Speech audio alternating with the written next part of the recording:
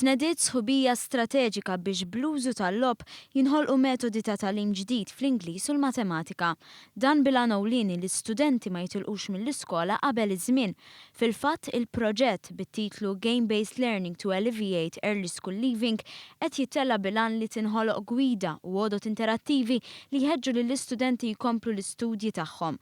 Figuri tal-2013 juru li f'Malta il-persentaġġ ta' dawk li jitilqu mill-iskola qabel iż-żmien ilaħħaq kważi 21%, persentaġġ fost l-ogħla fl-Unjoni Ewropea. Vanessa Camilleri mill-Università ta' Malta innutat kif il-parti l-kbira taż-żgħażagħ f'Malta jilagħbu logħob diġitali, tenniet li dan jista' jintuża bħala vantaġġ għaliex riċerka turi li l-logħob jista' jgħin fil-motivazzjoni, l-emozzjonijiet u l-iżvilupp soċjali u intellettwali ta' dawn iż-żgħażagħ. Il-ħsieb tagħna hu li nistgħu nużaw dawn l-istess logħob li diġà qegħdin jilagħbu ż-żgħażagħ tagħna b'mod fejn iż-żgħażagħ jistgħu jitalmu anke affarijiet li huma assoċjati mat-tagħlim fl-iskola. Flimkien se nesploraw xenarji differenti, ideat differenti, logħob differenti u kif nistgħu fil-fatt naqduhom fl-iskejjel.